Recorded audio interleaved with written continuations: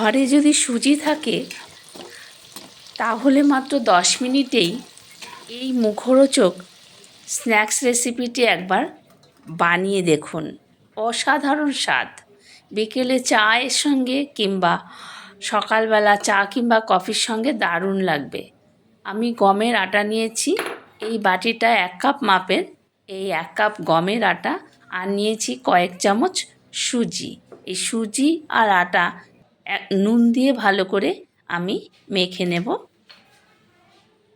দিয়ে দিচ্ছি অল্প একটু জোয়ান হাত দিয়ে ঘষে। জোয়ান দিলে এটা খেতে খুব ভালো হয়, তাছাড়া হজমের কোনো গণ্ডগোল হয় না। জোয়ান গ্যাস রোধ করে, এই কারণে আমি ভালো করে মিশিয়ে নিচ্ছি। আমি তেল দিয়ে ময়াম করে নেব। ময়াম করে নিলে কি হবে, খুব ক্রিস্পি হবে এই জিনিসটা। আমি একটু সাদা তেল দিয়ে দিলাম। খুব ভালো করে ময়াম দেব, যাতে একদম হাতের মুঠোর মধ্যে মুঠো হয়ে যায়। এরকম করে ময়াম করে নেব। একবার বানিয়ে দেখবেন বন্ধুরা, এই রেসিপিটি জাস্ট অসাধারণ লাগে খেতে। এখন শীতকাল, চা কিংবা কফির সঙ্গে সন্ধেবেলায় দারুণ লাগে। বাড়িতে কোনো অতিথি আসলেও ঘরে থাকাই সামান্য উপকরণ দিয়েই কিন্তু এই স্ন্যাক্সটি তৈরি করে অতিথি আপ্যায়ন করতে পারবেন। আমি হালকা গরম জল নিয়েছি, কারণ যেহেতু সুজি রয়েছে তাই সুজিটা যাতে তাড়াতাড়ি ভিজে যায় সেই কারণে একটু হালকা গরম জল দিয়ে অল্প অল্প করে দিয়ে মেখে নিচ্ছি। একটা ডো তৈরি করব। খুব শক্তও নয় আবার একেবারে নরমও নয়, এরকম একটি ডো আমি তৈরি করে নিয়েছি। বন্ধুরা, আমি কিন্তু গমের আটা নিয়েছি। আপনারা ইচ্ছে করলে শুধু সুজি, তার সঙ্গে একটু ময়দা বাইন্ডিং করেও দিতে পারেন। আবার এটা কিন্তু চিড়ে আর সুজি দিয়েও তৈরি করতে পারেন। আমার কাছে চিড়ে ছিল না, তাই আমি আটা আর সুজি দিয়ে করেছি। আমি একটু তেল মাখিয়ে এই ডোটাকে রেস্টে রেখে দেব মিনিট 10 মতো। তারপর অন্যদিকে একটি স্টাফ তৈরি করে নেব, মানে পুর তৈরি করে নেব। ডোটা রেডি হয়ে গেছে, এবার একটা ঢাকা দিয়ে আমি রেখে দিলাম। অন্যদিকে একটি ফ্রাই প্যান কিন্তু আমি বসিয়ে দিয়েছি অলরেডি। এর মধ্যে দিয়ে দিলাম আমি সর্ষের তেল। আপনারা ইচ্ছে করলে সাদা তেল, ঘি অথবা বাটার দিয়েও কিন্তু এই স্টাফটি তৈরি করতে পারেন। অল্প একটু গোটা জিরে, একটু হিং দিয়ে দিলাম টেস্টের জন্য। হিং দিলে এই স্ন্যাক্সের গন্ধটা যা অসাধারণ হয় খেতে। দিয়ে দিলাম কড়াইশুঁটিগুলো। আমি কিন্তু শুধুমাত্র কড়াইশুঁটি দিয়েই এই পুরটি তৈরি করব।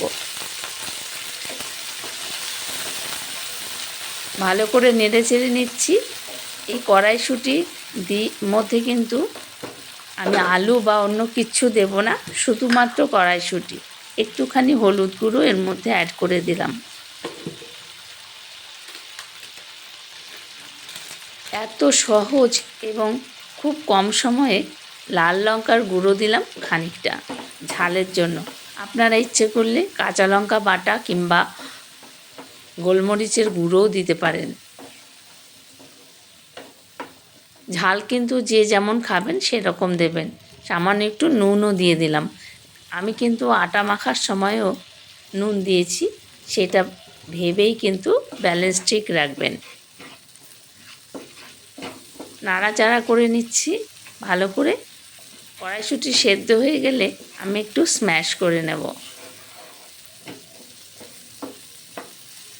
এখন শীতকাল, কড়াইশুঁটি কিন্তু বাজারে ভীষণ অ্যাভেলেবেল, তাই কড়াইশুঁটি দিয়ে অনেক রকম মুখরোচক স্ন্যাক্স তৈরি করা যায় বা মুখরোচক খাবার তৈরি করা যায়।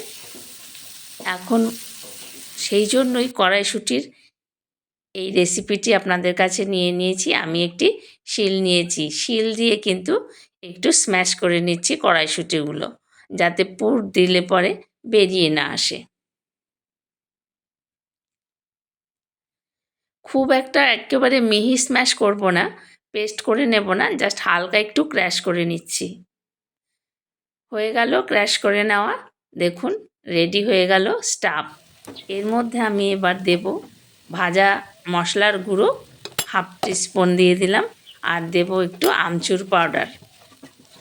দিয়ে দিলাম আমচুর পাউডার, না থাকলে চাট মশলাও দিতে পারেন, তাও না থাকলে শুধু ভাজা মশলা দিয়েও হবে। আপনারা ইচ্ছে করলে এর মধ্যে পেঁয়াজ দিতে পারেন, আমি কিন্তু সম্পূর্ণ নিরামিষভাবে এটা করলাম।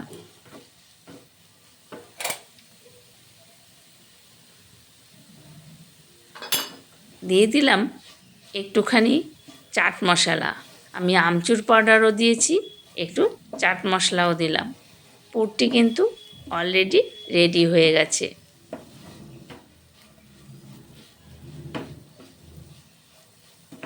এবার ঠান্ডা হতে দেব।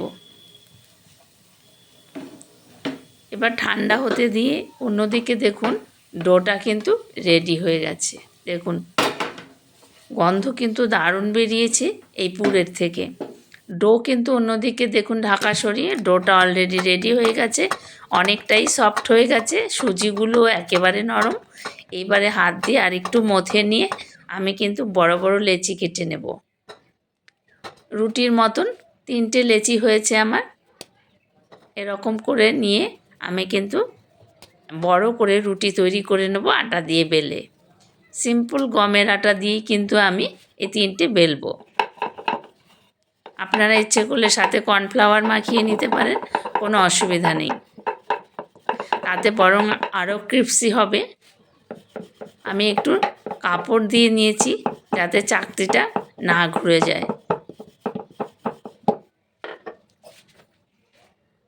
একটা গ্লাস নিয়েছি, আমি গ্লাস দিয়ে এরকম ছোট ছোট করে একই মাপের কেটে নিচ্ছি। দেখুন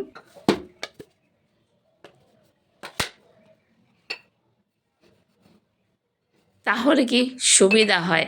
আর এই যে বাড়তি অংশগুলো, এই বাড়তি অংশগুলো দিয়ে কিন্তু আরও একটা তৈরি হবে, এগুলো কিন্তু ফেলে দেওয়া যাবে না।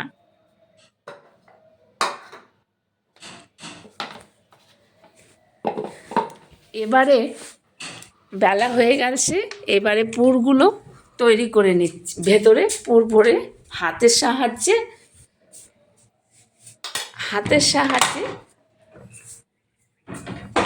আমি চেপে চেপে দুদিক দিয়ে ঠিক যেভাবে পুলি পিঠে তৈরি করা হয় ঠিক সেইভাবে আমি পুলি তৈরি করে নিচ্ছি একটা একটা করে। ঠিক যেভাবে আমরা পুলি পিঠে তৈরি করি ঠিক সেম প্রসেসে এই রকম করে পুলির মতন করে নিচ্ছি। আমার একটা তৈরি করা হয়ে গেছে, আমি একটু সাইডগুলো বাইন্ডিং করে দিচ্ছি ভালোভাবে যাতে খুলে না যায়। খুলবে না তবুও দিলাম। আরও একটা আপনাদের দেখিয়ে দিচ্ছি। পুরটা কিন্তু একটু অল্প করে নেবেন যাতে বেরিয়ে না যায়।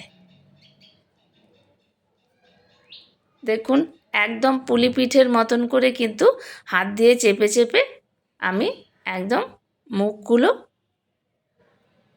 তৈরি করে নিচ্ছি, আটকে দিচ্ছি মুখগুলো।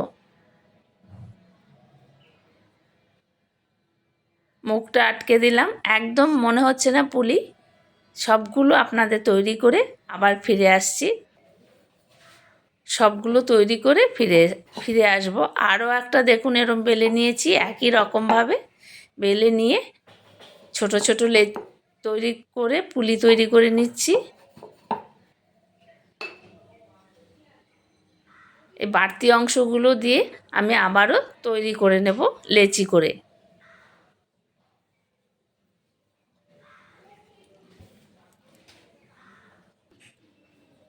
আরও একটা দেখিয়ে দিচ্ছি আপনাদের।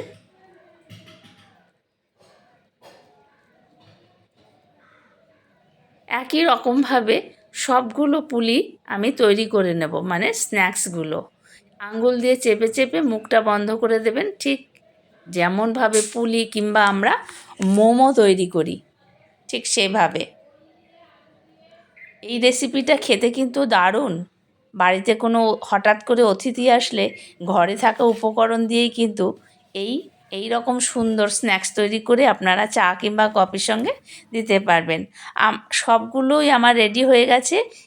আমি একটা কড়াই বসিয়ে সাদা তেল দিয়ে দিয়েছি। আপনারা ইচ্ছে করলে কিন্তু এটা সর্ষের তেলেও ভাজতে পারেন, কোনো অসুবিধা হবে না, স্বাদের কিন্তু কোনো হেরফের হবে না।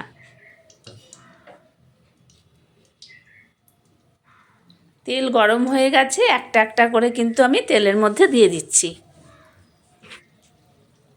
গ্যাসের ফ্লেম কিন্তু হাই করা যাবে না, খুব লো ফ্লেমে মুচমুচে করে ভেজে তুলে নিতে হবে। উল্টে পাল্টে আমি লাল লাল করে ভেজে তুলে নেব। এই স্ন্যাক্সটা এত সুস্বাদু হয়,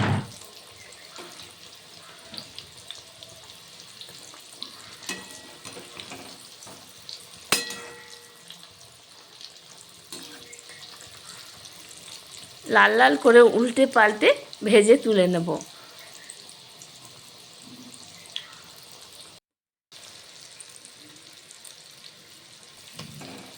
দেখুন আমি তুলে নিচ্ছি, ভাজা প্রায় হয়ে গেছে। একটা একটা আমি একটা ঝাঁঝরি হাতা নিয়েছি, এর সাহায্যে তুলে নিচ্ছি। দেখতে কত সুন্দর লাগছে, একেবারে খাস্তা মুচমুচে।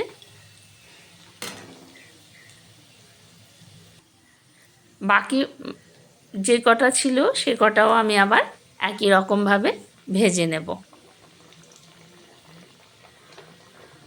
খুব হাই ফ্লেমে দিলে কিন্তু এগুলো পুড়ে যেতে পারে, লো ফ্লেমে আস্তে আস্তে করে ভেজে নিতে হবে।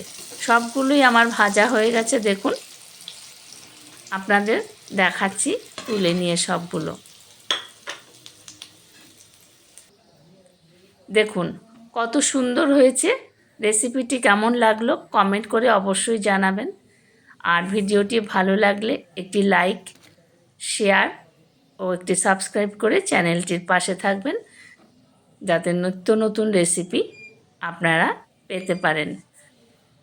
আমার চ্যানেলে সম্পূর্ণ বাঙালি রান্নার পারফেক্ট রেসিপিগুলো দেখানো হয়ে থাকে, তাই চ্যানেলটিকে সাবস্ক্রাইব করে চ্যানেলটির পাশে থাকুন। পাশে থাকা বেল আইকনটি প্রেস করে দেবেন, যাতে সবার আগে নোটিফিকেশান আপনার কাছে পৌঁছে যায়।